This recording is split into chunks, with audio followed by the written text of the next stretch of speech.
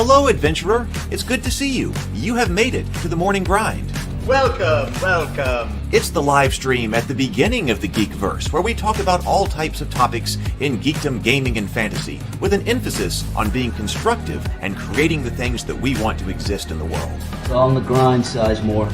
Can't be too fine, can't be too coarse. That's exactly right. There are a lot of adventures to be had today. Dungeons to explore and monsters to slay, and who knows what a random encounter might send our way. That's why we have to prepare, so settle in now for the morning grind with your favorite beverage in hand. Tea? Or maybe something a little stronger. I've got a few bottles of the old Wynyard left. Whatever you want. Pull up a chair. Dude. If you're feeling fancy, how about a cappuccino? Or a frappuccino? Or how about an espresso? Just tea, thank you. Sounds good to me, Gandalf. Whatever you want. I'm just glad you're here. Everyone is welcome. You can just watch if you want. You don't have to worship anything you don't want to worship. Thank you, Mike. But be forewarned. Sometimes we get really strange characters around here. Wait, what's that you say? Why can't you come and be a part of the stream? My wife would disown me. Oh no, I bet she'll be fine with it. Come on in. Am I scared for my safety? No. What are we supposed to do? Everybody do the secret handshake.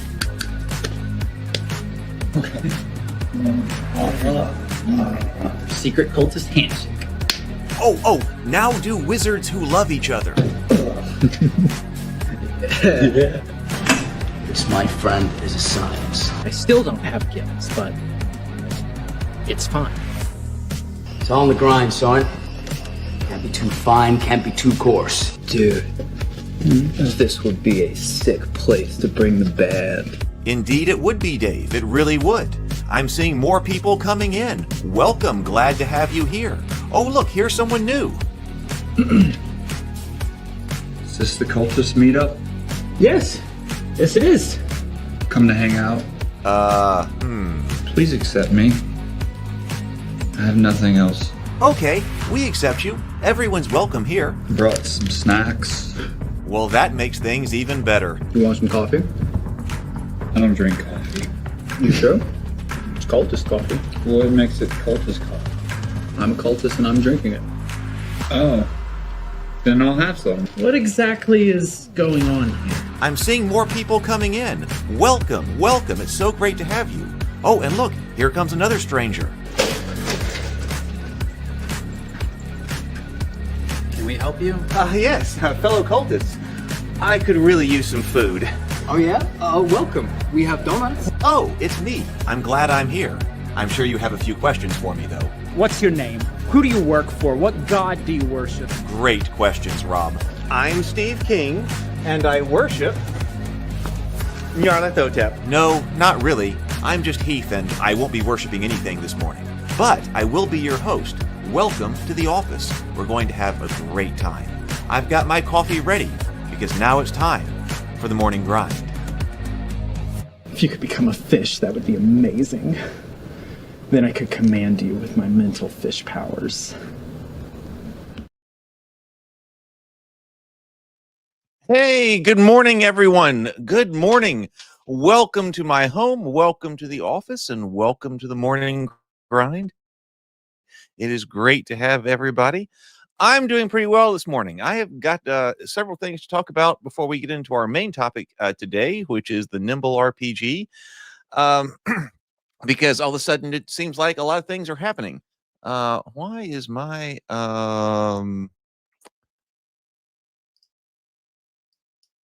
there we go. I don't know. What is this supposed to look like? There we go. Let's see. So let's see. Welcome to everybody first. We're going to be talking about the Nimble RPG today, but I do have some announcements, as I was saying. I see we got BGD here, and Better with Bacon, and Dave just came in, and Mike. Welcome to everybody, and if you're new joining us, welcome as well. So, all right, I'm going to bring up a few things. The first thing is that I'm expecting to have the shirts from the Cultist Kickstarter sometime this afternoon. So, according to the UPS tracking, they're supposed to be here this afternoon. That's the proofs, anyway, the proofs of the shirts. So the proofs of the Kickstarter shirts for the cultists will be here sometime today. If that's the case, and if they check out, then I'm going to release the pledge manager for that, so everybody can pick which shirts they want and also their sizes. Really, that's the only additional information that I need from anybody. But it will also let you take care of shipping, and then there will also be an opportunity to late pledge if you did not get in on the Cultists RPG, or want one of the shirts, or one of the Cthulhu ABC's books. That will also let me accept late pledges. I've noticed that for some reason, like one of the things that says, "Hey, we're on Kickstarter," has just been still going crazy on Facebook for the past week or two or whatever, and gotten like another 250,000 views or something. So I really wish that link had been live. But you know, the late pledge, we didn't have the late pledge of the pledge manager open, but maybe we will soon. I'm not going to keep it open for all that long, but that'll happen as long as the shirts check out. Hey, Fix D&D is here. Says, "Whoa, Nimble Hype, German translation and podcast are all in the pipeline." Awesome. I was going to say, so a lot of people here are going to be learning about this for the first time. I'm also going to be learning about the Nimble RPG for the first time. It's one I've wanted to check out. Better with Bacon says, I saw it when it was maybe on Kickstarter. I didn't see it until after the Kickstarter. I don't remember exactly how I came to find out about it, but it was after the Kickstarter and it wasn't available. But now it is. And so I did receive a review copy from Evan. I asked for a review copy. He sent that over. So I really appreciate it. So we're going to be taking a look at the review copy PDF. In other announcement news, so shirts coming in, but I did finally also believe I got the music from the Cultists, or inspired by the Cultists, up. A lot of people had asked for the music that is over on the Cultist channel to be put on Spotify. I get requests for Spotify all the time. So I did that, but it never actually went live. And it just kind of got pushed to the back burner that, oh, I've submitted that. It still says it's under review. It should not have taken this long. But I can never figure anything out because the website wouldn't tell me anything. Well, I went through and I submitted a help ticket and did get contacted back. And as it turns out, I missed an email that I was supposed to get that explained what I needed to do to change things, because there were some things I needed to change up. Mainly, you know, move this information from this field to this field. This field, you know, needs to have this information, not that one. It would not let me put up Jingle Bell Cthulhu because it said parodies were not allowed, so I had to delete that one. And then it didn't like my cover art that I had originally, and so I had to fix that. So it only took a little while to fix it, and it said that it was submitted yesterday. Like yesterday, the service then told me that, okay, it's approved and now being submitted for distribution. So I have got that it's now live on Apple Music, and I just put these in the Discord server, the links here. So Apple Music now has the music up there, so that looks right. This does have Cthulhu's ABCs, a lullaby. Has two different versions of Cthulhu's ABCs. It's got the heavy metal Muppet parody, which is the one that's on the YouTube channel.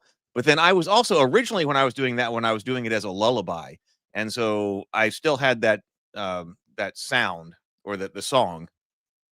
Never turned it into a video, but I went ahead and submitted it, so the lullaby version's up there as well.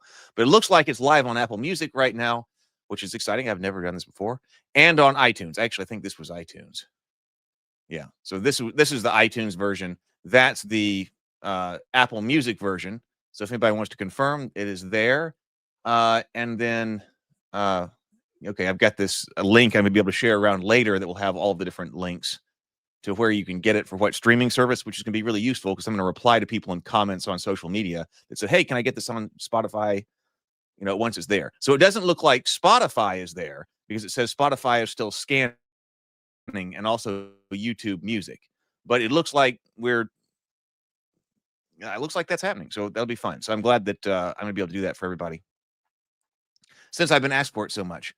I've also was working on Cthulhu Went Down to Bama last night and finally got a track that I like. So I'm going to be making a music video out of that. That's probably going to be the next music video release, since I'm struggling with the other one on censorship grounds. So that's what's going on up here. Oh, and then finally, yesterday as well, the Cthulhu ABCs believe it was yesterday, Cthulhu's ABCs on Drive-Through Fiction went live. So that's the ebook.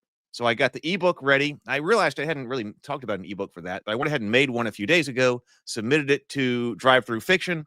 So if you want to share Cthulhu's ABCs with someone tonight in ebook form, you're welcome to Drive-Through Fiction. So you use the same account as like Drive-Through RPG, Drive-Through Fiction. And that's the Cthulhu's ABCs. I suppose, and one other thing is that the books for the RPG and the covers for the books for the hard copy, the physical copies of Cthulhu's RPG, Cthulhu's ABCs and the Cultist RPG were finally also approved. So those were approved, and I ordered them, I believe, yesterday. So the proofs of 2 books, 3 versions, the hardback of Cthulhu's ABCs, and then also a hard and a softback of the Cultist RPG. Both of those had their preview ordered or their proof ordered yesterday. So in a week and a half to 2 weeks, those should be here. So moving right along here. Let's see.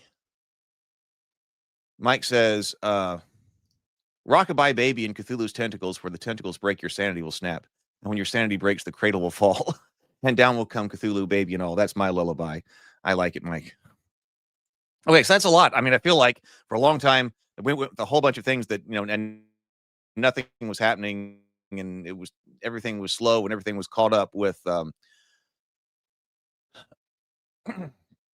like customer support and all of that, and nothing was happening. And then all of a sudden, over the past like 3 or 4 days, 2 or 3 days, really, all of a sudden everything kind of broke loose, and now things are moving. So that is fantastic. So all of that's happening.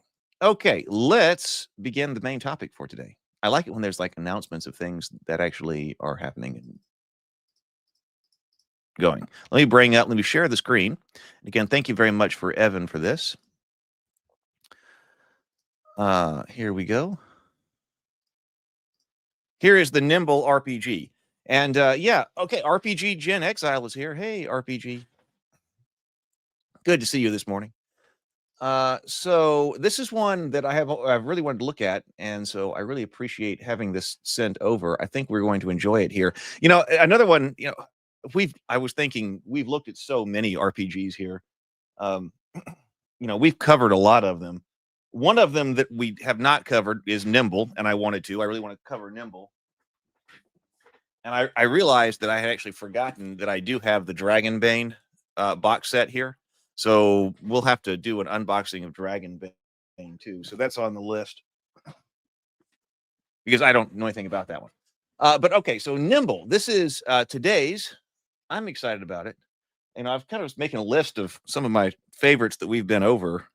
And I'm hoping this one will make the list. Because it's been a long time since I've done a YouTube video on this channel. But top 5 or something like this that we have done. This is like episode 550 of the Morning Grind. Let's do Nimble, a fast, tactical tabletop role-playing game.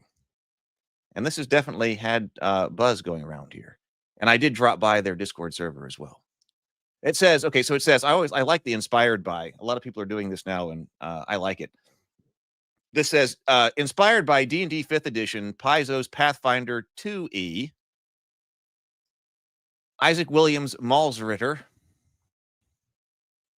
which we liked, Chris McDowell's Into the Odd, Ben Milton's Knave, the Dungeon Coach's DC 20, Kobold's Press, Tales of the Valiant, Yoki Gale's, is that Yoshi? No, Yoki Gale's, I'm sorry, I don't know. Gal's Karn, which we have looked at, Cairn, we have looked at that. House DM, Matt Colville, and many long forgotten sources. All right, so let's go. It is triple nickel. Yes, I like that. Okay. Brief look at the content so we know what we've got in here. Start here. How to be a good player. Core stats. Combat. And this does say a tactical RPG, so there's a lot of emphasis on that. And I did look briefly at the how to play that Evan had did, had done, and it was very much about combat and tactics. Resting and downtime, combat, character creation, ancestry and background, equipment, spells, optional rules. But it says start here, so okay, we will. Nimble is a fast-paced, heroic fantasy tabletop role-playing game where bold choices and epic stories take center stage. At least one player should familiarize themselves with the base. Did my camera just freeze?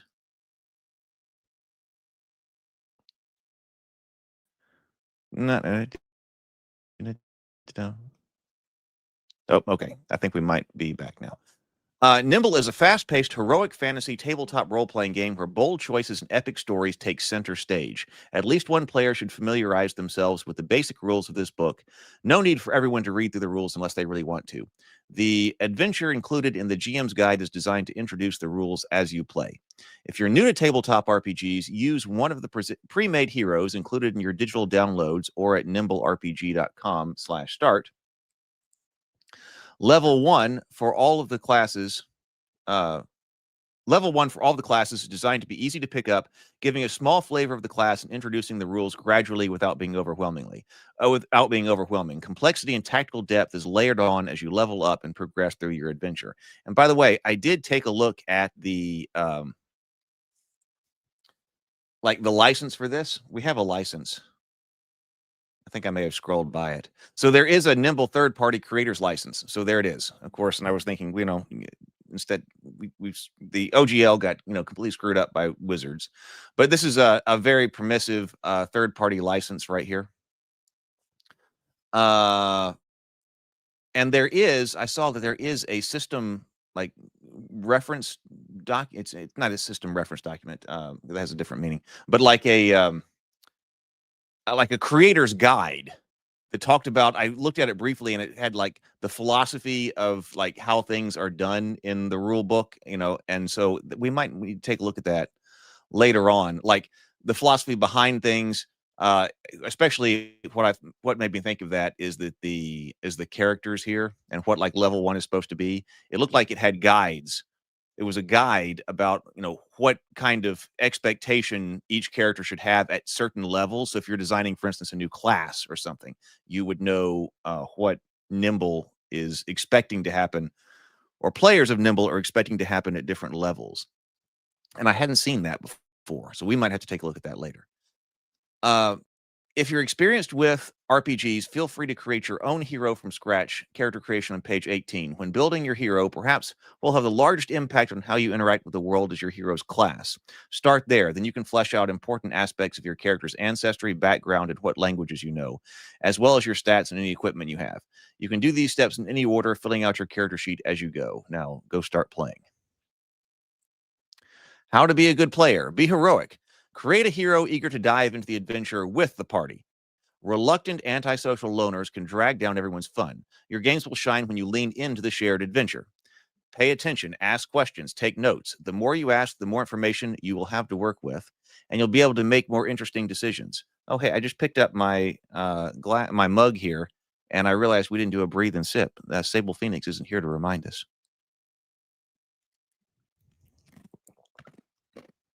So why don't we do that? Help me as I read here. So let's do a breathe and sip. If you're new here, we're going to take 2 deep breaths, 2 deep inhales, complete exhales, and then take a sip of your favorite beverage. I'm drinking out of my Witch's Brew mug this morning. Let's breathe.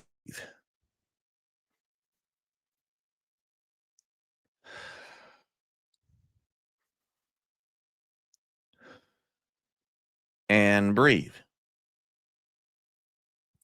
And sip, rather.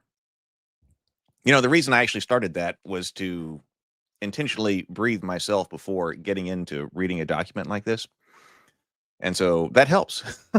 I realized, I didn't breathe and sip. Okay, so how to be a good player. Be creative. Frequently, the answer to a problem isn't found on your character sheet. A hammer or anything else can be used in a lot of ways. Embrace failure. You shouldn't try to fail, but some of the best moments in the game can come from a failed roll or a bad decision. Go with it. Respect everyone else's time. Swift, suboptimal decisions are better than slow, optimal ones and will tend to be more fun anyway. Hey, I really like that. I think that's absolutely true. Swift suboptimal decisions are better than slow optimal wins, and will tend to be more fun anyway. Because we've talked a bit, or at least I have, about not encouraging or even, I don't want to say permitting, because it's certainly possible that you make optimal decisions, but discouraging optimal play. We talked about that with like Hero Quest. There's an optimal way to play Hero Quest once you've kind of figured out the system, which can be less fun than playing suboptimally and more kind of like you say in character with something like Hero Quest. Sure, I guess so. Something like the way the nephews play. Maybe they play too suboptimally when they was playing with them before we moved on to other games. Maybe that was too suboptimal, but speed, especially in something like Melee and in combat. Why are we you shouldn't be able to make an optimal choice. So a Better with Bacon says that's the absolute truth. Turn optimization is a time sink. I agree. Throws everything way down. Yeah. And Dave is also agreeing here. So yeah, I am a fan of this philosophy. If you can't decide, and sometimes I will, I'm probably guilty sometimes of going too far the other way. I mean, like when I was playing D&D 5e at the table, I didn't really want it to sit on my turn for too long. Just because, but then again, it took forever to get back around to me.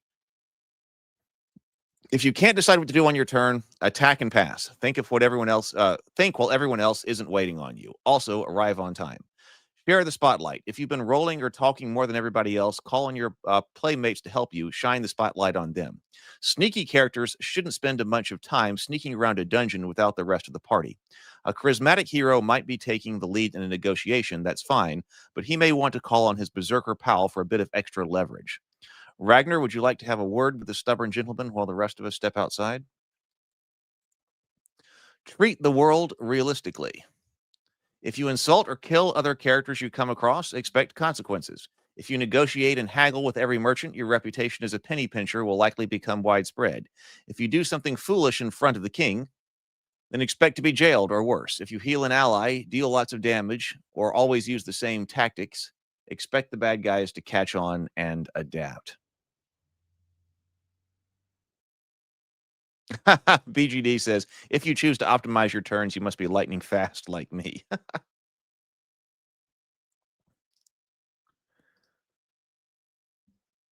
Describe your actions, not the mechanics. The game master, the player running the game, will tell you if you need to roll any dice. If your idea is good enough, you may not need to.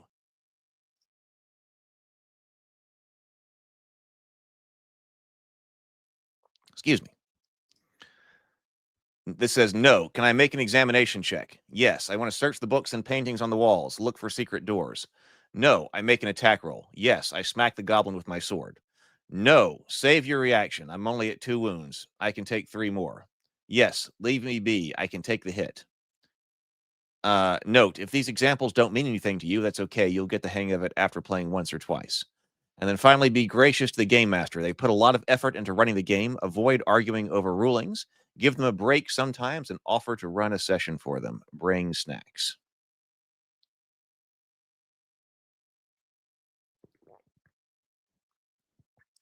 Core rules. Okay, stats. And I do like this goes into core rules before how to make a character. Because we often skip over how to make a character in order to get to actually how to play the game. So this actually does this. I like the books that are laid out this way. Stats. Heroes have 4 stats that impact the effectiveness in various tasks. 2 key stats crucial to their class and 2 secondary stats. The maximum a hero stat can typically go is +5. Key. When an ability or spell references key, use one of your key stats. If a stat is listed before a die roll, roll a number of dice equal to that stat. For example, will D8 means if your roll is 2, you roll 2 D8, 2 8-sided dice. So if your reference is key, okay, use one of your key stats. If a stat is listed before a die roll, roll a number of dice equal to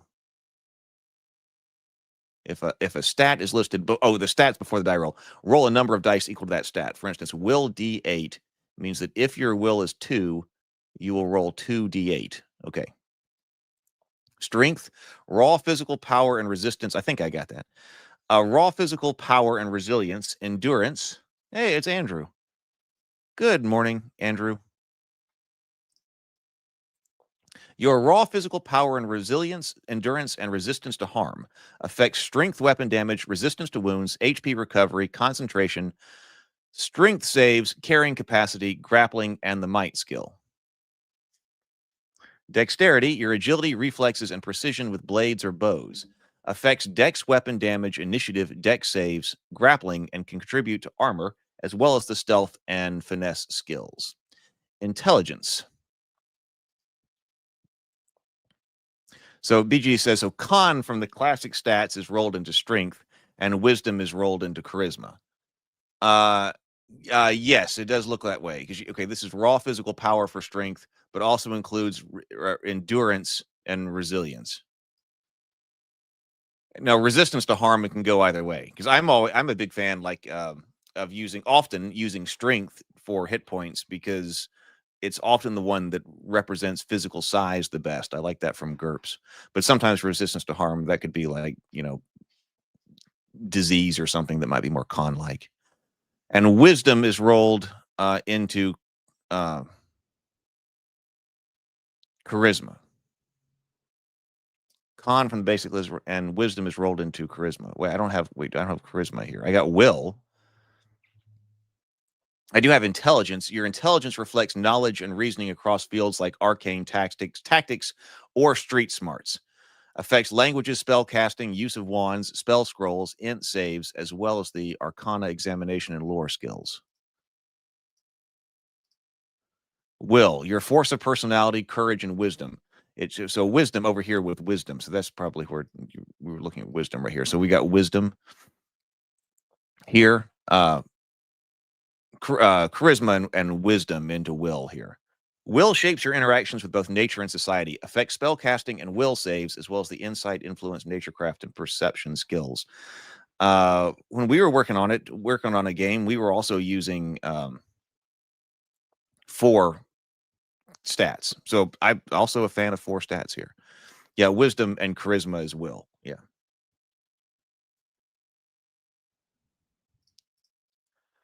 Skills. Skills gauge how well your hero interacts with the world. Whenever you tell the GM what you're doing, you may ask to use one of your skills. Arcana, int. Your understanding of magical phenomena. So this does say whenever you tell the GM you're doing something, they may ask you to use one of your skills. Yeah, because that kind of went against one of the philosophies that it had earlier on. The way I think I read it. But they may ask you to use one of your skills. Arcana, your understanding of magical phenomenon, spells, and enchantments.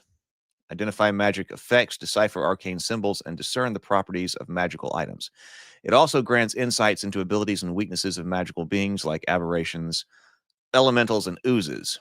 Examination, which is intelligence-based. Do I need to go through all of these? But I think let's go to the first sentence. Your aptitude for thorough analysis and deduction, such as cause of death, uncover clues, unravel the workings of traps and mechanical devices. Finesse, dex, your ability to use your hands and feet in careful ways. Picking locks, disarming traps, piloting vehicles, tinkering, card tricks, stealing or planting items, etc. Influence is your persuasiveness, charm, or ability to influence others through charisma and cunning. Use influence to convince or deceive people. Negotiate deals, build trust, etc. Insight, will-based, your ability to understand people and situations beyond the obvious. Use insight to, we do have sense motives here, detect lies as well, read hidden emotions, and make sense of clues. And when faced with uncertainty, you can think ahead or just get what's happening.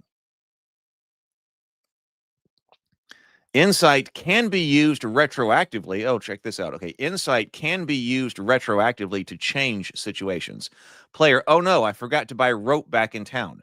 Give me an insight check. Maybe your hero would have thought about it.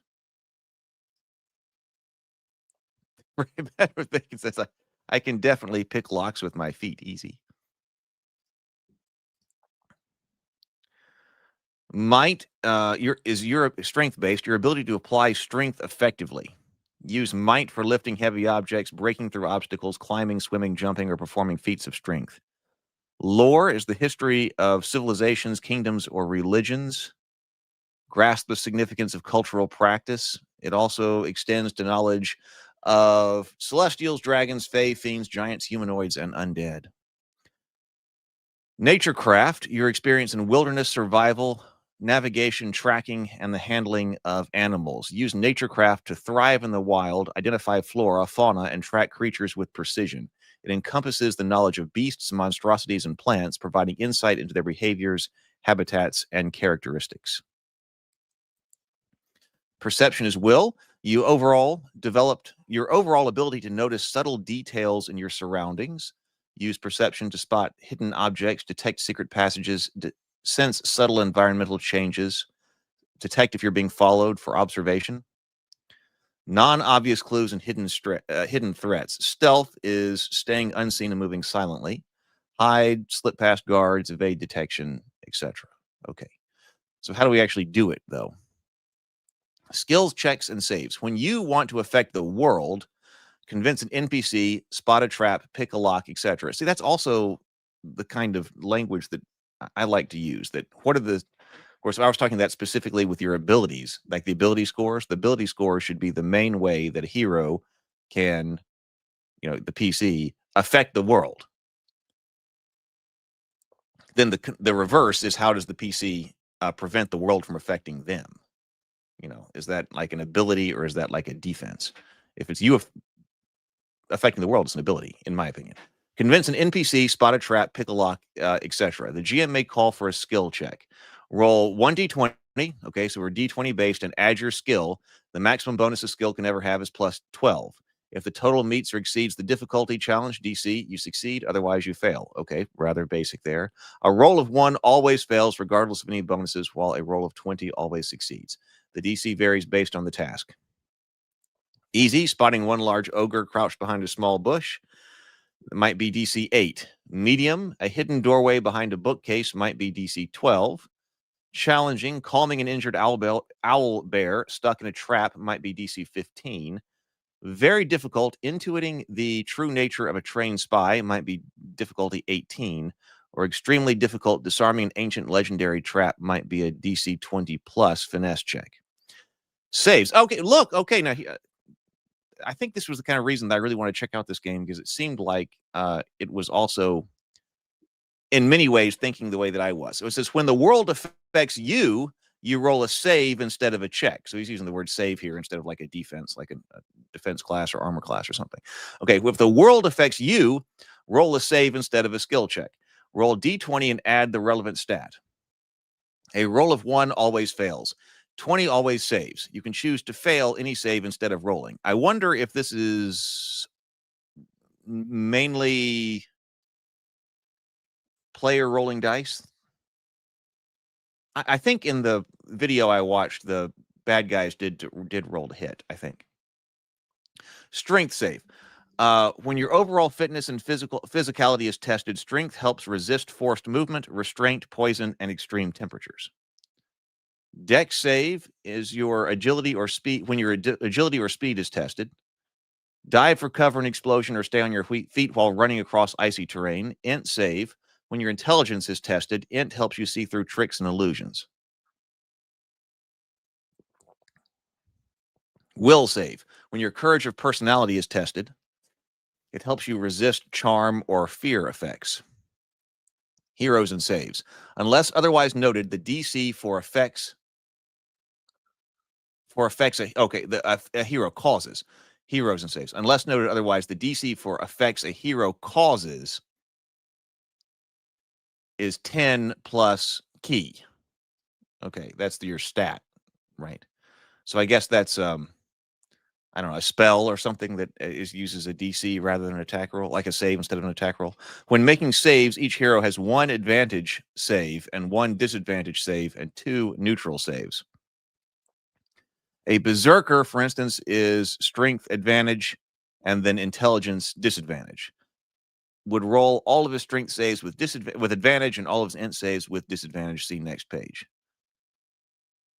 We have notes on size here. I was kind of surprised to read that too. BGD says, I thought owl bears were WotC's protected intellectual property along with other signature monsters like beholders, Mayan flares, and gelatinous cubes. I was kind of surprised to see that as an example as well. Because I thought kind of the same thing, but I could be wrong. And some of that might have changed with putting the 5th edition under OGL, under the Creative Commons. We might have talked about that.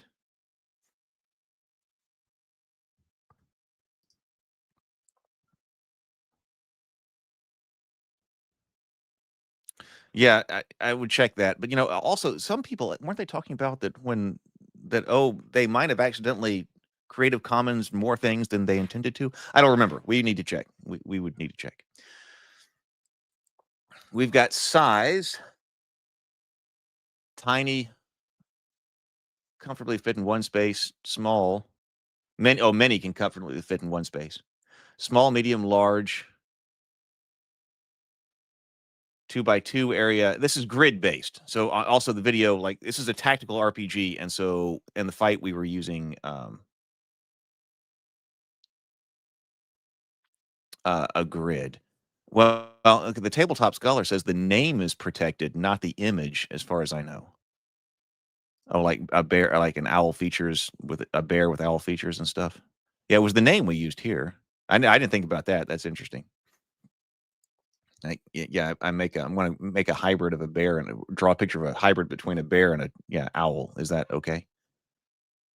Okay, advantage and disadvantage. If you're ever in a favorable situation, the GM may allow you to roll with advantage. To do this, roll one additional die of the same type and remove the lowest. Alternatively, if the situation is grim or your idea is a long shot, you may have to roll with disadvantage, removing the highest die instead. So if you have multiple instances of advantage and disadvantage for each one, roll an extra die and remove the lowest or the highest. Each instance of advantage cancels out a disadvantage. So for example, Great Axe, 2d6 with advantage. Roll one additional die and remove the lowest. You hit. See attacks on page 13 for more. Example 2, Great Axe, 2d6 with disadvantage. Roll 2 additional dice, remove the 2 highest. If there is a tie, you must always remove dice from the left to the right. That's going to become important because, which one is your left and your right die is actually going to matter, as I recall. You meant disadvantage removing the highest die. So we took with the Great Axe, we added 1 die. Do you see why we added 2 dice here? With disadvantage 2. Okay, because it's disadvantage 2. This says Great Axe with advantage. So if this were Great Axe with advantage 2, we would have rolled 2. 2 additional, I see. But this was Great Axe with disadvantage 2.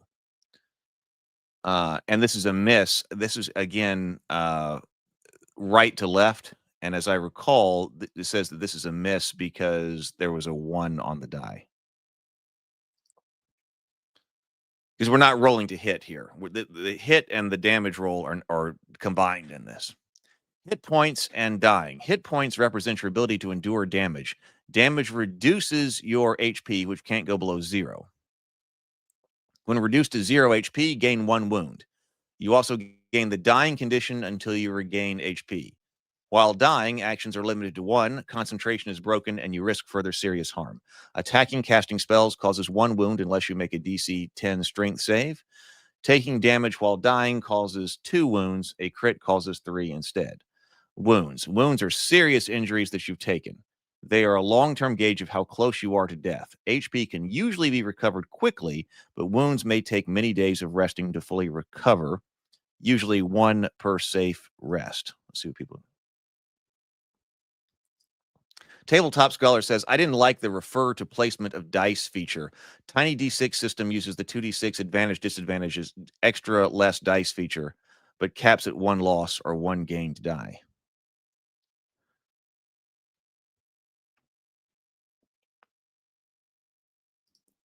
Yeah, you do have to keep track of that. And I was thinking about that on like dice position. I was thinking about that on tabletop simulators. You would have to have a, sometimes I've lined up the dice like vertically on a tabletop, but you'd have to make sure that you actually have right and left dice there. And that you can easily tell it if you're actually physically rolling. You die when you've taken 6 wounds, unless you have an ability that changes this number. There are ways to revive a hero who has died, but they are rare and often come at a steep price. Temporary HP. Some abilities or effects may grant temporary HP. These are reduced first when taking damage. Temp HP do not combine. If a hero has temp HP and would gain more, they instead choose which amount to keep. They expire after a safe rest. Hit dice. Hit dice represents your ability to quickly recuperate from minor injuries and are spent to regain HP. Heroes start with a max of 1 hit die at level 1, and this limit increases by 1 each time they level. Hit dice are recovered during a safe rest.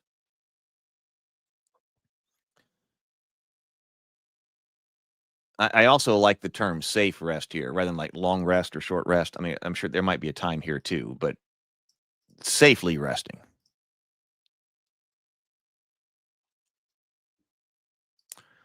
Gritty dying rules. Optional rules for a more challenging or old school style of game. You can reduce the max number of wounds heroes have, anywhere from a max of 5 wounds for slightly harder, or all the way down to 1 to 2 wounds for a very lethal game. You can also have each wound impose a cumulative -1 penalty to skill checks, saves, or even all rolls, if you're a real glutton for punishment. A character's speed is how fast they can move, which unless noted is 6. Often play is done on a grid with 1-inch squares or hexagons representing roughly 5 feet or 1 meter each. So a hero with a speed of 6 can travel up to 6 spaces horizontally or diagonally. You can move through the spaces occupied by allies or enemies as difficult terrain, half speed, as long as you don't end movement in an occupied space. Or you can go the thumb to pinky method here. Slightly less for players with larger hands, a bit more for tiny-handed friends or faster characters. Range and reach. Default 1. If any enemy is adjacent to you, your ranged attacks are made with disadvantage. Reach attacks are not so effective. Long range, you gain disadvantage 1 to gain +2 range on any ranged attack, a maximum of +6. You can gain disadvantage 1 to get +2, like +2 squares. Failing and forced movement. Oh, falling and forced movement. When a character is forcibly moved but stopped by an obstacle, they take 1d6 bludgeoning damage for every space this movement is shortened. If they hit another creature, both creatures split this damage. Falling inflicts 1d6 bludgeoning damage for every 10 feet fallen. That's 2 spaces. Okay, it does bring up here that you can use close, mid-range, and far. The way that we have seen in several different RPGs. Concentration. Whenever a character is crit while concentrating, they must make a DC strength save. That's not just a standard hit, but a crit there. Failing this means concentration is broken and the activity fails. Concentration is automatically broken if the character ever drops to 0 HP or is incapacitated. Cover imposes disadvantage on attacks against a character. A creature completely obscured from all view has full cover and cannot typically be targeted by an attack. Hiding in combat. Oh, hi. Cartwright the Tiefling Butler is here. Welcome. Good morning. Here's to you. For first time in the chat. So far, I am liking it. It handles things, it's handled several things in a way that I have often talked about handling them. Did we have somebody else who was new in the chat as well? Did I miss them? Oh yeah, Fix D&D. Here's to you.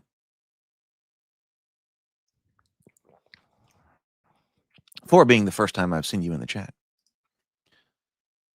We do have rules for hiding in combat. To hide in combat, you must have cover from the creatures you're attempting to hide from and use an action to make a DC 15 stealth check. If you have full cover, you succeed automatically. The first attack you make while hidden is made with advantage, then you're no longer hidden.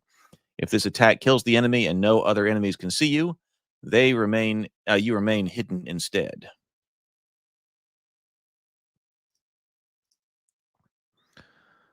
Monsters are smart. They may catch on if heroes use the same tactics over and over again. Grappling. Attempt to grab another creature provided they're within reach and have at least one arm free, or some other way to grab them. On a failed strength or dex save, a target your size or smaller is grappled. If it's larger than you, you gain the riding condition. Forced movement. Pushing a grappler away, incapacitation, or spending an action and succeeding on a strength or dex save can end it. Forced movement, incapacitation, or spending an action and succeeding on a strength or dex save can end it. Restrained, it says, I guess that's the grappled condition on the target. I guess that's what that's talking about. Restrained functions like grappled, but is caused by objects, chains, ropes, roots, and ignores size restrictions. It can be ended through any logical means, such as picking a lock or cutting or burning a rope.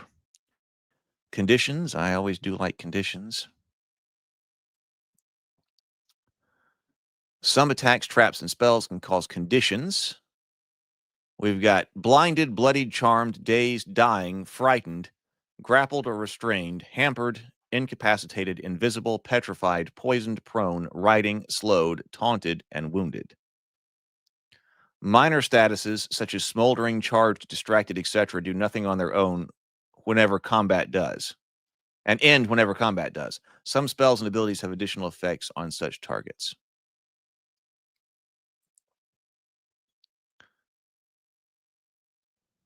Okay, how do we actually run combat here? Okay, heroic actions, it says.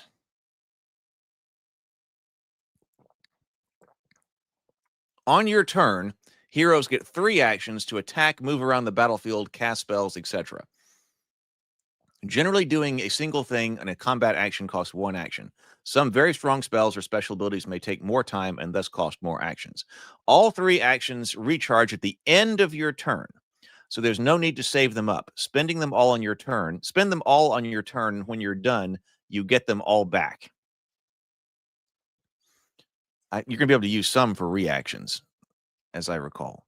So attack. Any spell or ability that can cause harm on an enemy counts as an attack. Roll the die listed of the spell, weapon, or ability and deal that much damage. However, if you roll 1, you miss, and the attack has no effect. For attacks with multiple dice, the leftmost dice is called the leftmost die is called the primary die.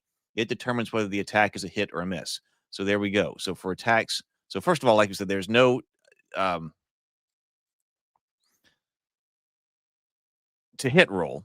There is just, okay, this damage roll, and that's how much damage you do. Roll a 1, you miss, and dice position matters. Leftmost die if you're rolling for more than 1. You know, I also think about the doing this with class-based combat, which I know that Better with Bacon and me are fans of. The more I think about that, the more I like it. BGD says this may be nimble and in many ways and make many of the right choices, but it's definitely not rules light.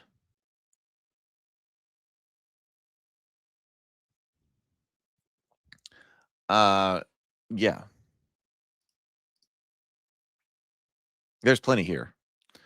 And another thing I like is that, okay, we do have exploding critical hits here. We've talked a lot about exploding dice. So we've got exploding critical hits here.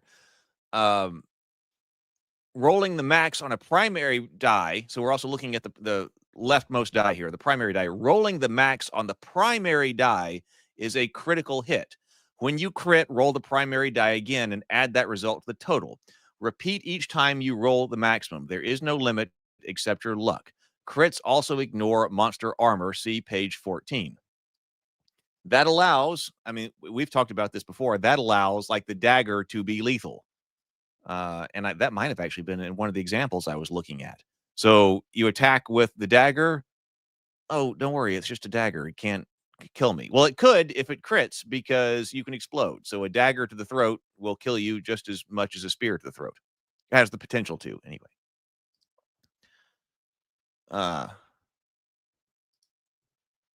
Rushed attacks. A hero may attack more than once on their turn, but these additional attacks are rushed, imposing cumulative disadvantage for each additional attack after the first, increasing the chance to miss and lowering the average damage for subsequent attacks. For abilities that trigger a save, grappling, enemies with increasing instances, enemies roll with increasing instances of advantage instead.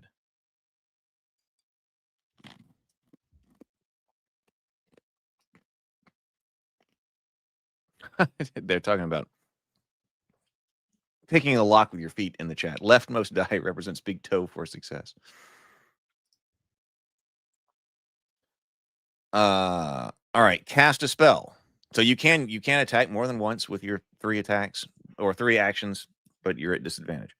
Cast a spell. Casting a spell requires a hero to have one hand or a handheld spell focus, the ability to speak, and may require mana as well. A spell's mana cost is equal to its spell tier. Cantrips cost no mana. Casting spells. Some spells have a greater effect for mana spent. Okay. That's one of your actions. Cast spell. Possible actions. Move. A character can move up to their speed, 6 spaces, unless otherwise noted. This movement can be broken up with other actions if desired, and a hero can use multiple actions to move multiple times in one turn. When in difficult terrain, movement speed is halved. Movable on a climbable surface.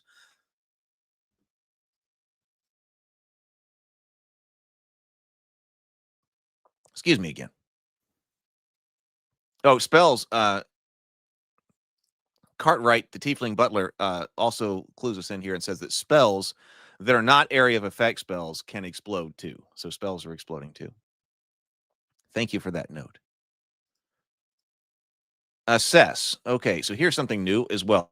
Assess. A great way to include creativity and role-playing in combat. Choose one of the following and make a DC 12 skill check to ask a question about a weakness, ability, or immediate plans of enemies, the environment, story, etc. The GM will answer honestly. Create an opening. Increase the next primary die roll against the target by 1 this round. I guess preventing a miss, right? And potentially more damage, but it prevents that person from missing. That's kind of like advantage and fate, right? Anticipate danger. Reduce all primary dice rolled against you by 1 this round. Which skill to use? Whatever skill must make sense based on the circumstances. For instance, if you're close to an enemy, you could use might to create an opening. But against an enemy that's far away, that might not make sense. If you want to ask a question about the weakness of an elemental, you'd likely use Arcana. Monsters are smart. You cannot assess using the same skill more than once in a single encounter as your foes adapt to your tactics. You'll need to stay creative. There was another game. What was it that was like this?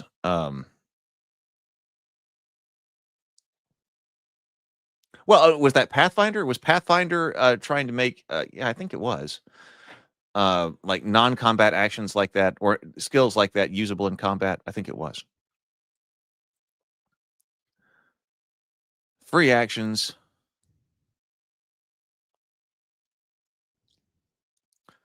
Do a free action once per turn. Okay, now here are reactions. Reactions cost 1 action and are performed when it's not your turn. A hero can perform each reaction no more than once a round, and they will start their turn with fewer actions. That's why the actions refill at the end of your turn, because you can use your actions instead as reactions, and then you just have however many actions on the on your turn. And I also like that. Because it gives you something to do when it's not your turn. So I think this is something that the dungeon coach, right, has worked with, because there are the actions and reactions in Pathfinder, right, and then the dungeon coach kind of combined them together, which I think is a good way of going. Here are your actions. Don't worry about which ones are actions and which ones are reactions.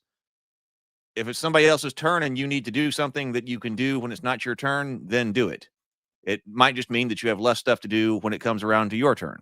It kind of makes sense.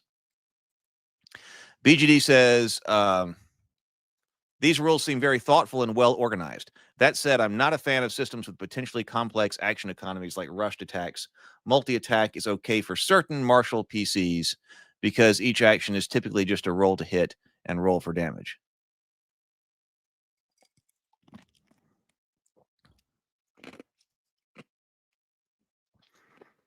It is easy to have everybody attack and move, and also fast. And of course, this game was talking about okay, let's make a suboptimal decision quickly and keep the game moving. That's better than trying to optimize something. So one attack and move on one move. That definitely keeps things from, like, Index just keeps it easy like that. I haven't ever gotten to play that yet. Of course, and the Dungeon Coach's game is not out yet. I'll want to look at that one too whenever it is done.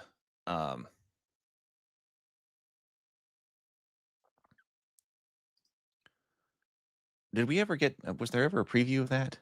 Maybe at one time we were looking for a preview. I don't remember. Okay, Mike says it's an important bit of game design to have reactions fill at the end of the turn. Right.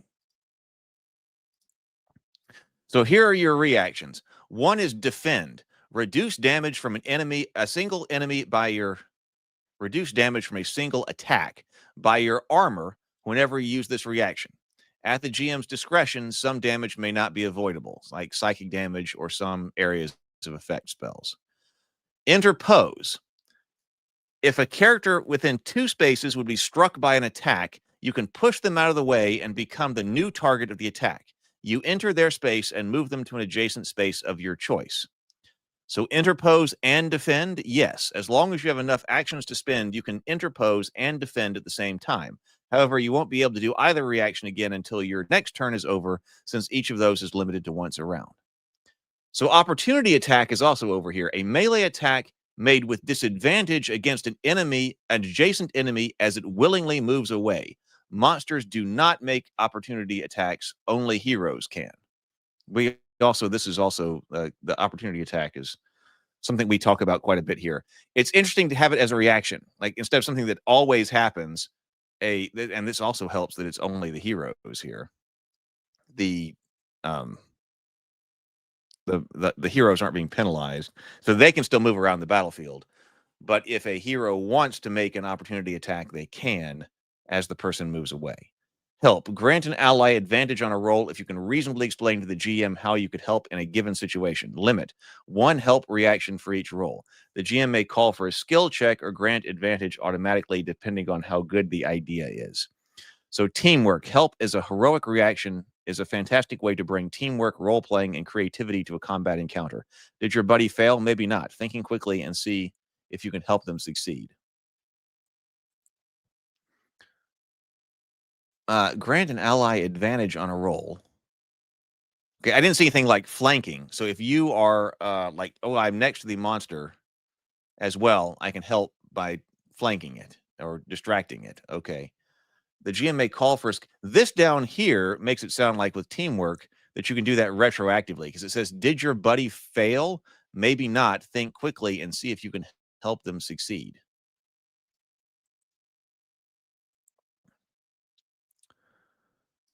Cartwright says, funny you say that. Some classes do not suffer disadvantage on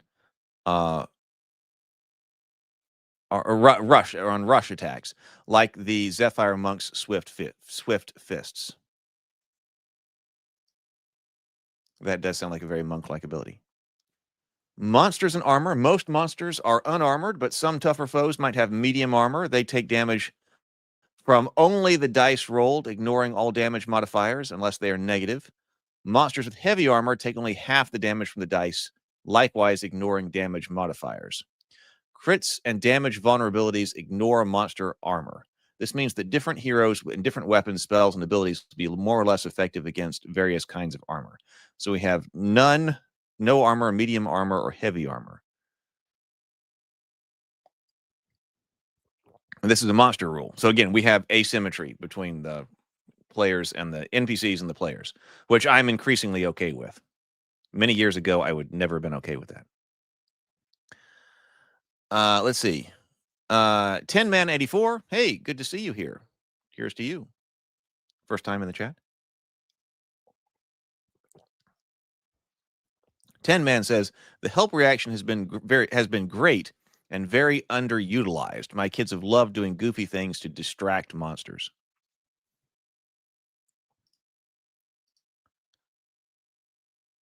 Minions. Minions are weak enemies that will die from any amount of damage. Again, another asymmetry here. They move and attack at the same time, cannot crit, and their feeble attacks can be defended against as if they were a single attack. Oh, I guess that's all minions move and attack at the same time. I was thinking like a single one moves and attacks at the same time. But I guess that's all minions, like in the encounter, move and attack at the same time, cannot crit, and their feeble attacks can be defended against as if they were a single attack. Dealing a large amount of damage to a minion can, at the GM's discretion, overflow to other minions within range as well.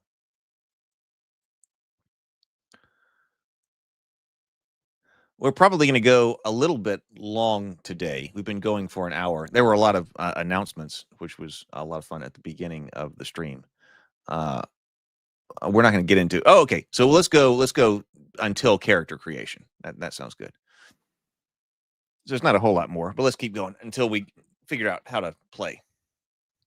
Starting combat. A combat encounter begins when the GM tells the party to roll initiative. Each hero rolls 1d20 and adds their initiative bonus, typically their dex. A single digit means they start combat with 1 action. 2 digits, they start combat with 2, and a result of 20 or more, a natural 20, means they get all 3 reactions. So initiative, you can get 20 or more with dex. So this with your dex modifier. So initiative roll here is how many of your 3 actions do you start with when combat begins? Regardless of what a hero rolls on initiative, at the end of their turn, they gain all 3 actions back. It's like being flat-footed. Yes, the artwork is nice.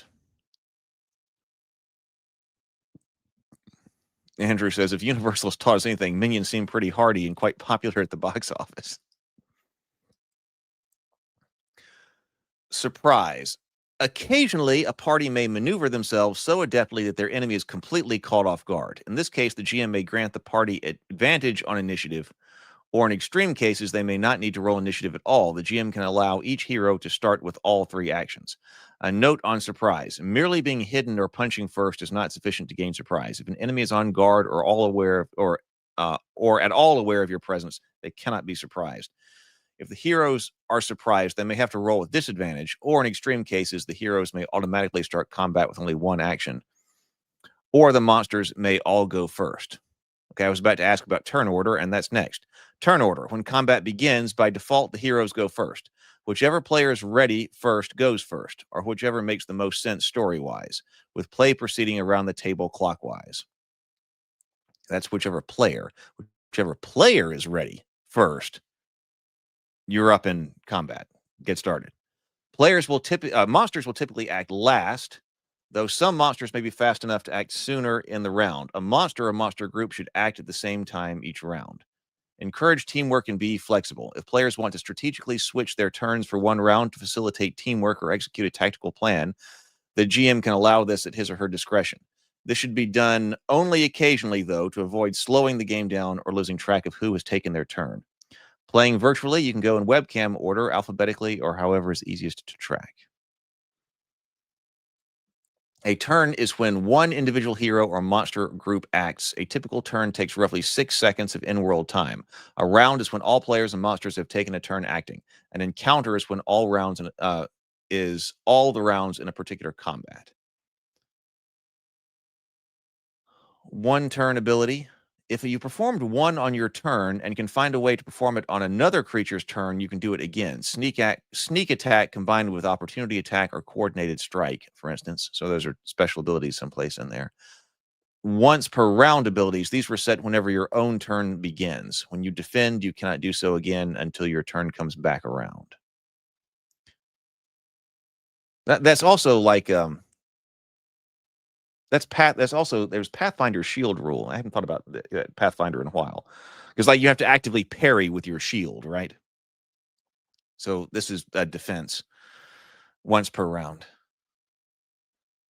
Okay, so acting over multiple turns. For activities that cost more than one action, your actions can be spent over multiple turns in combat so long as concentration is maintained and you do not perform other actions or reactions in the meantime unless they are free. For example, Book the Mage wants to cast Glacier Strike, which is 3 actions, but only has 1 action left. He spends 1 action on this turn to start casting the spell, and on his next turn spends 2 more to finish casting it. He's taking a risk, though. He can't defend himself and may need to rely on his party to protect him. I think I like that too. All right, let's find out about resting and downtime. So, okay, we have, field rests and safe rests. Okay, that's how we're distinguishing these things here. Field rests. While out adventuring, heroes can take field rests to regain HP. Let's see. Oh, thank you very much for, let's see, Axis, I think it is. Thank you very much. A $20 super chat. Thank you very much this morning. Great to see you. Here's to you. Also, first time in the chat. Thank you very much. Axis says, I'm currently trying to get the group to try Nimble. I have resistance, I guess it's from them, but since I'm running and have gone deep into buying the box set. Heath, what do you think so far? I will watch the whole stream after work. I am liking it so far. It does, because I think the reason that I wanted to check it out is because I must have seen on the Kickstarter page or something that this one puts together a lot of things the way that I would have put them together. I would, there are a few things I would change too, but a lot of the things that we have talked about on this stream seem like, or that I've talked about, live stream as in over the past 550 episodes, have shown up here. So there is clearly a very similar game. Evan and I have a similar game design philosophy on a lot of things, it seems like. So I do like it. So field rests. While out adventuring, heroes can take field rests to regain HP. Catch breath requires at least 10, there are 2 different kinds. Catch breath requires at least 10 minutes to tend to your injuries. Expend any number of hit dice 1 at a time, roll them, and add your strength to each, and you may regain that number of HP. Make camp. If you rest for at least 8 hours with food and sleep, take the maximum value from each hit die you expend instead of rolling. Add your strength to your hit die as usual. What if I have negative strength? Your frail body doesn't recover as quickly as others. Subtract your strength from each hit die you expend.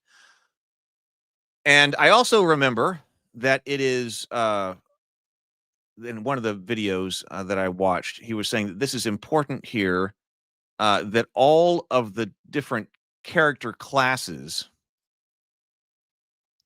receive the same type of benefit from the same type of rests. Like from any given type of rest, all of the character classes receive the same type of benefit to prevent everybody in the party, as a game design thing, from okay, I'll be good if I just take a 10-minute rest here or something like this, a short rest. Oh, but I used up this ability and this ability that require a long rest in order to catch up. So you have certain classes, certain players who are playing a certain class of character that always need to have these long rests because that's how they recover a certain ability or whatever. In this, it is just about hit points. It's every character gets that. So we're not doing anything other than recovering hit points. So catch breath, expending number of hit dice 1 at a time. And then safe rests. A safe rest takes place in a safe location designated by your GM, typically lodging at an inn overnight, but could also be a secret oasis, a well-stocked cabin in the woods, near a sacred shrine, or the like. Camping in the open wilderness or a dungeon is not sufficient for gaining the benefits of a safe rest. After a safe rest, heroes recover all of their HP, hit dice, and mana. Okay, so that's what I thought. So that makes your hit points, obviously, but your hit dice are also or a resource you've got to track, and you only get them back when things are safe, not any type of field rest, even when you're making camp outside, because it specifically says that camping in the open wilderness or in a dungeon is not sufficient for gaining the benefits of a safe rest. So you gain recover all of their HP, hit dice, mana, and any other class-specific resources. So that's what, so everybody at their safe rest gets back their class-specific resources, which also means like mana. So that means mana, you're going to need to preserve that over multiple encounters. That was being talked about someplace. Yeah, there was something about I don't remember where I was reading that, but spellcaster and martial balance as well there. That okay, so the spellcasters can't just go off and have all of their mana explode on the bad guys, and then you take a long rest after every single encounter. Okay, they can't do that because their mana and any other class specific resources is something that you have to manage and heal 1 wound. Safe rests are a great opportunity for downtime activities as well. Rest for how long? If your table prefers to largely skip downtime activities and narrate past a week of resting, that's okay too. For more realistic convalescence time, 1 week per wound recovered may make more sense. Lodging. The cheapest rooms at any inn save you money but may lead to complications. On the other hand, some inns may allow you to pay a premium for nicer rooms and amenities, giving you a temporary boon. Typical prices, each person per day: poor, 5 silver pieces; comfortable, 2 gold pieces; and lavish, 10 gold pieces. Lavish inns allow a player to gain 1 temporary boon the following day. Hey, you know what? Let me put the Discord server link in here because I know we have new people. If you'd like to join the Ravenkeep Discord server, I've been posting more there lately. I've been actually more available over the past like 2 weeks. So you may have noticed that I've been able to actually post more there and things like that, which I really like. Like as stuff happens, like the music releases and things like that.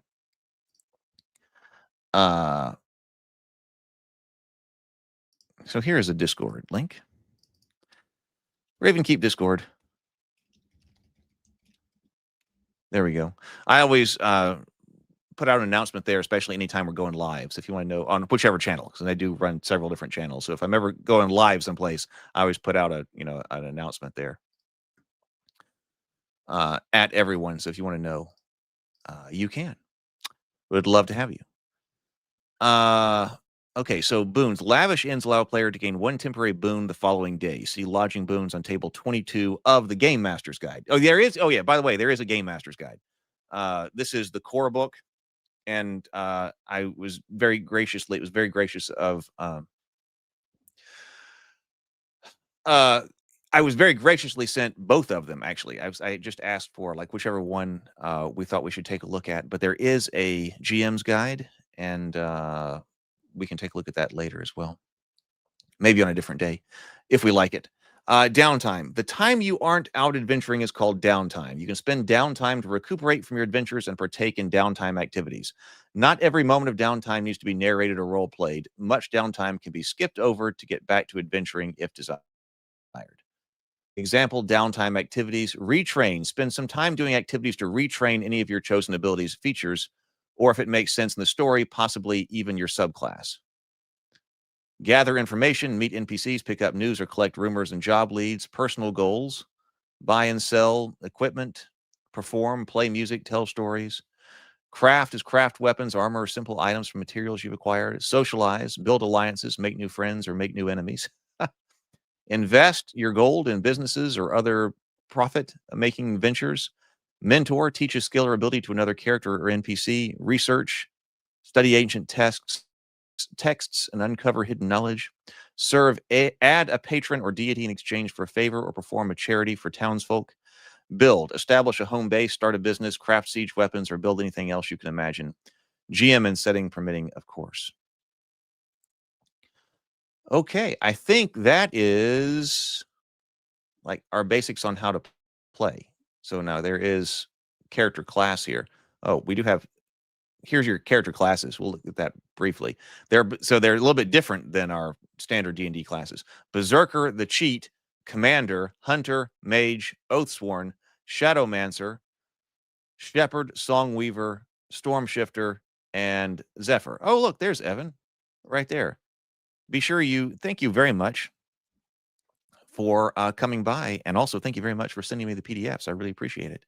And everybody, do make sure that you are following his channel as well. I was not, and I subbed over there yesterday when I was checking out his videos, because there are other videos about how to play over there on his YouTube channel. Oh, well, we should look at the character sheet, because ordinarily we do that when we're starting to learn to play. Let me look around here in the back. So wait, what page is that on? That is on page 20 of the PDF. Oh, that's what I was talking about. For creators, there's a free creators kit, which I started to read yesterday. So we might have to take a look at that, since a lot of us are interested in game design. I was going to see if there were. I think the characters are on a different PDF. So let's just go back up and see what it says about a character sheet, because I do like looking at character sheets when I'm trying to learn a system here. So here is our character sheet. It says character name, ancestry, class, and level, size and speed, height and weight, and hit dice. We have the space for our key abilities here: strength, dex, int, and will. Come to think of it, is that the 4 that we came up with when we were working on Faded Edge? That might actually be the 4 that I had. Strength, dex, int, and will. Character sheet may be downloadable from the website. It may be, but let's see over here.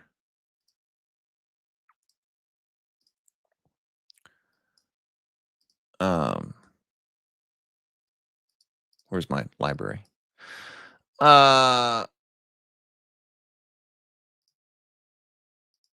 There are. This looks like heroes. Well, actually, I'm not sure what that is. The Nimble.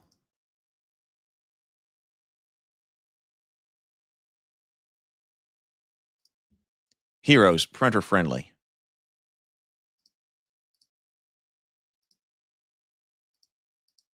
Oh, that looks like actually just information on the classes. They are probably out there.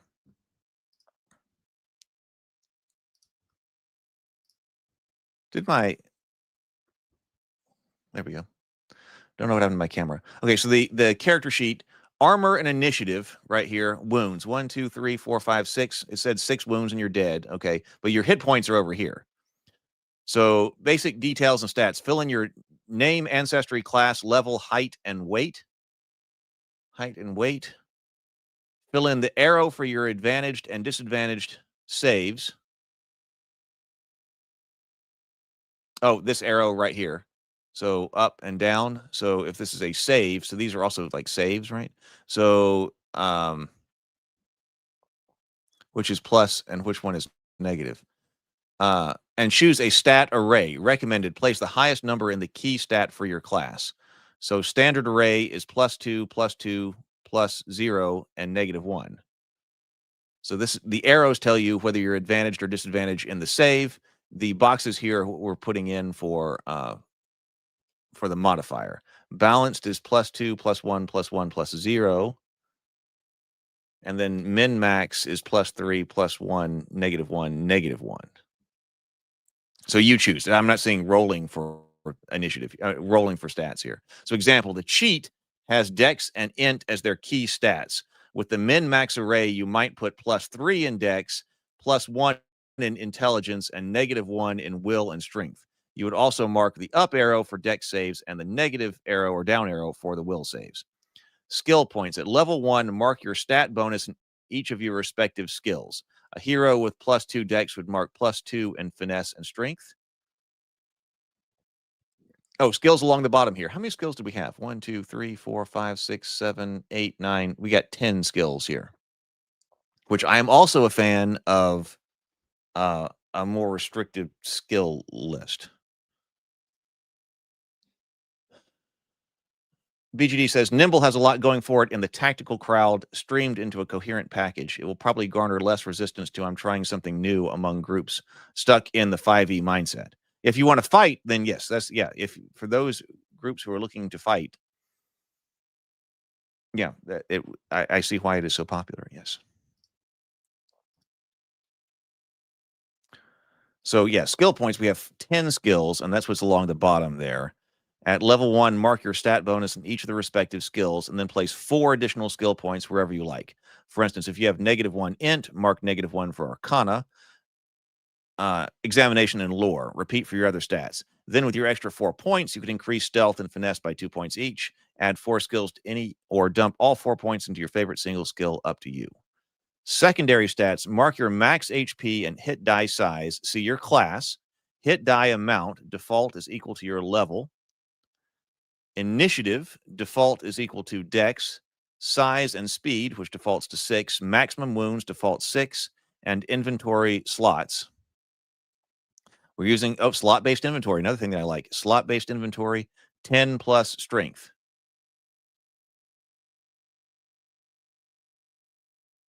So starting equipment and money. Heroes start at level 1 with the equipment listed for their class and background, or 50 gold pieces to buy their starting equipment. If you're starting at a higher level, multiply that by the level you're starting at.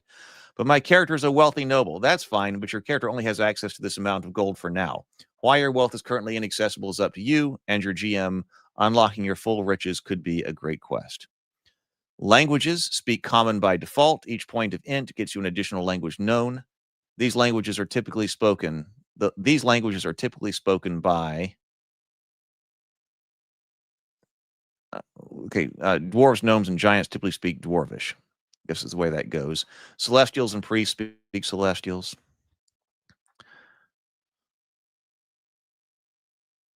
Grofwint Draslon. Speaking another creature's language can open doors that weapons alone cannot. Being heavily armed without the ability to communicate often leads to hostility.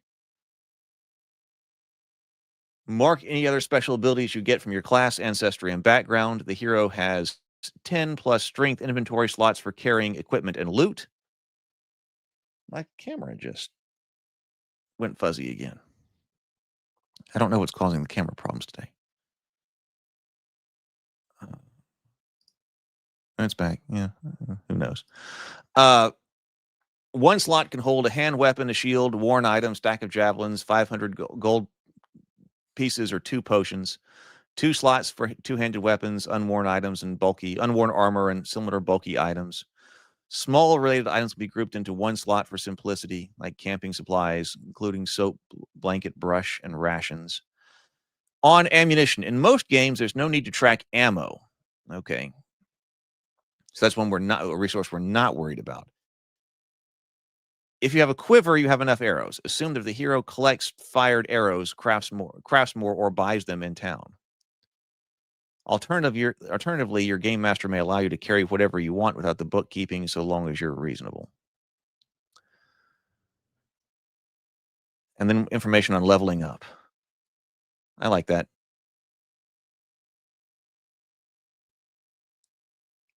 Ancestries and backgrounds. We've got human, dwarf, elf, halfling, gnome, with an exotic ancestries of Bun Bun, Dragonborn. Is that like the rabbit? Powerful legs to leap great distances and catch foes off guard. Bun Bun, Dragonborn, Fiendkin, Goblin, Kobold, and Orc. Look, there we go. Okay. I guess so. Bird folk, celestial, changeling, crystalborn, dryad, shroomling, half-giant, minotaur, beast folk, oozling, construct, planar being, rat folk, lots of them, stoatlings, turtle folk, weirdling. Okay, let's go back to the table of contents. Oh, I also like that. Yeah, this is great. Adventuring motivation. Let's go back to the table of contents. BGD says, I like, right here. BGD says, I like the elegant, relatively simplicity of this character generation system. Slot-based encumbrance is always a plus.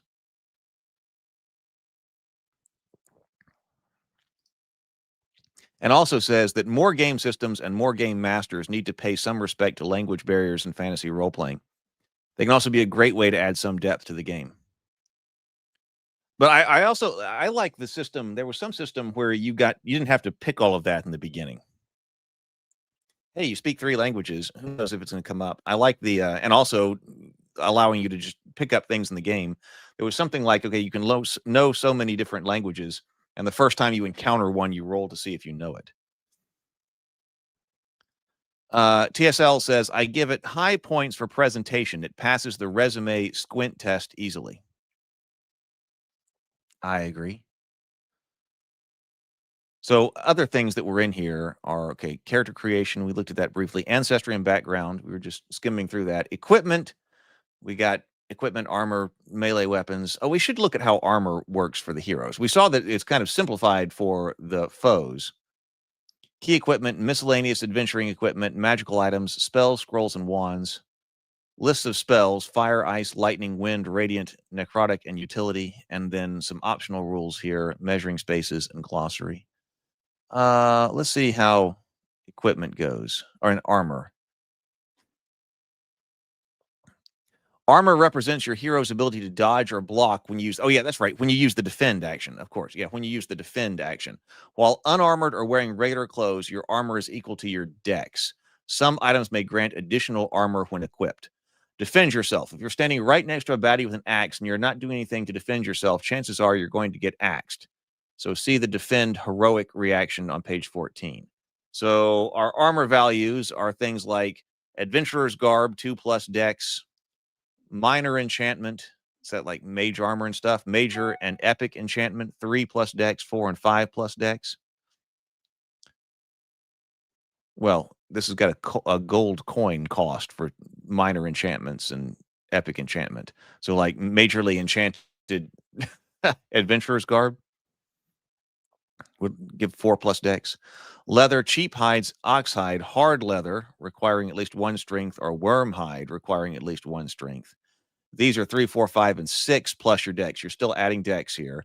Oh, over here, once you get to mail, we've got rusty mail, chain shirt, scale mail, and dragon scale. These are armor 6, 9, 12, and 15. But it maxes out your dex at 2. And then the mail and the scale, well, and dragon scale, they have strength requirements. So 3, 2, 3, and 4. Plate, also strength requirements. Mithril plate actually requires strength 5, but has an armor value of 22. So you stop using dex when you get to plate. So cloth and leather allows you to use your full dex. Mail caps your dex. And then plate, you don't consider dex at all. Rusty plate, half plate, full plate, mithril plate. Shields, we also have wooden shield, iron shield, tower shield, and dragon shield. 2, 4, 6, 8. It says deflect, an optional rule for additional defensive flexibility. Instead of adding your shield's armor to your total armor as normal, you may reduce the damage of an attack by your shield's armor value for free once per round. I might like that. That does give you a bit more flexibility. I mean, this is a lot of damage this stuff is soaking up. It seems like, anyway. But I think a lot of these are rolled with D6s or more. Weapon properties. Dual wielding, unarmed strikes, improvised weapons. So, well, okay, so here's our damage. So dagger is 1d4 plus dex piercing. But it can explode. That dagger can explode. Hand axes do 1d6 plus strength slashing. Short sword is 1d6. A lot of emails coming in here. Long sword is 1d8 plus strength. Glaive 1d10. Great maul. So great axe is 2d6. So actually a lot of these are just one. Rapier is 2d4. So you have to use the right and the left die. Great sword is 3d4. And I'm a fan of using the multiple dice quite a bit for damage. So okay, but most of the time you are rolling 1. Most of the time you are rolling 1 die for damage. And remember, there's no to hit roll.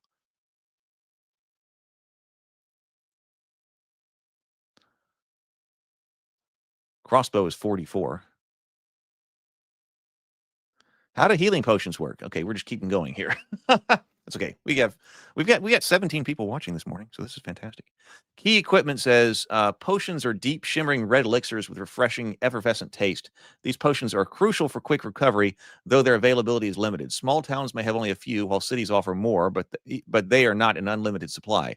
The wealthy often use healing potions as a display of affluence, incorporating them into elaborate mixed drinks at social events to showcase their status. Potions require one action to drink or administer to an adjacent willing creature. Wait, so what do they do?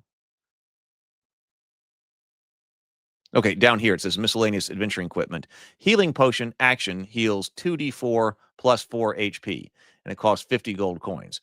So, okay, we also have greater healing potion 3d6, supreme healing potion 4d8.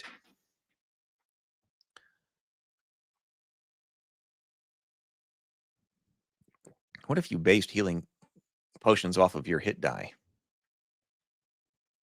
Because we've talked about like rolling for different things. Not that you have to expend a hit die, but what if it used your hit die? That way it would heal, in proportion to you. But anyway, we have greater healing potion and supreme healing potion here. So those are also something to manage, because the hit dice that you're able to get back by shrugging off damage, that's going to be highly limited while you're in the field. So something like a healing potion is really nice to have. Dave says, interesting.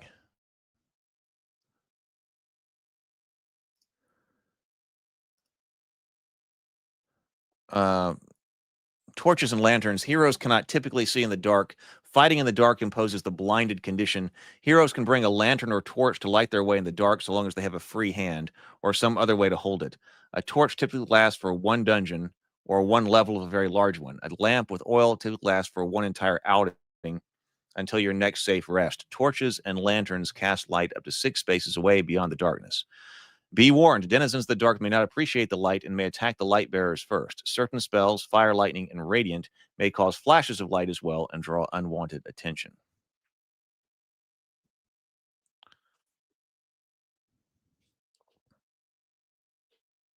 Weapon of many hands. Magic items.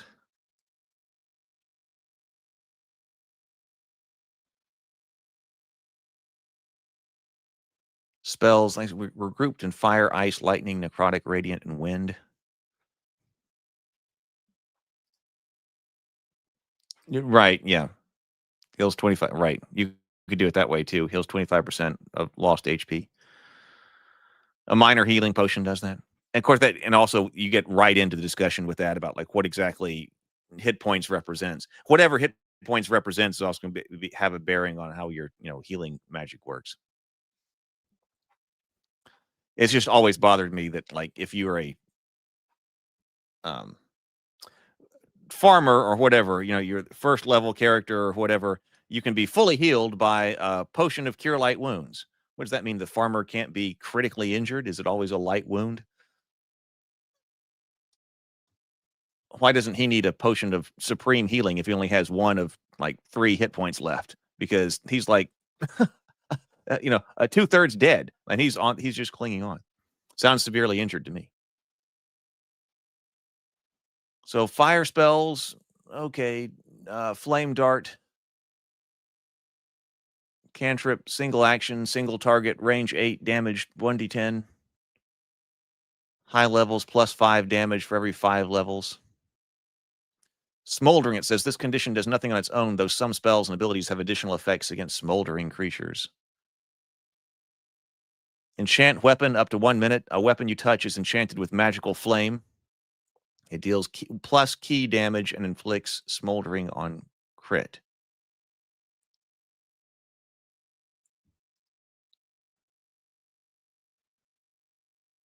Frost shield, Arctic blast, lightning spells, arc lightning, storm lash, wind spells, radiant spells, necrotic spells, utility spells.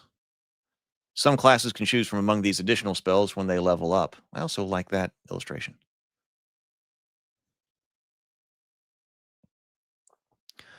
Optional and very rules include multi-classing, small groups, large groups, or adjusting combat, or just, I guess, adjusting combat for small and large groups. Fast resting, critical healing. Treat healing just like an attack roll. Critical is the max. Rolling the max is a crit. Rolling again just like a normal crit. Rolling 1 is a failure to heal. Note this variant is fun for the right group that enjoys big dramatic swingy moments. Considering increasing the die by 1 step if you use this variant. Throwing potions, playing dead, inspiration, retreat. How to measure spaces. Okay, well, that was a pretty good overview.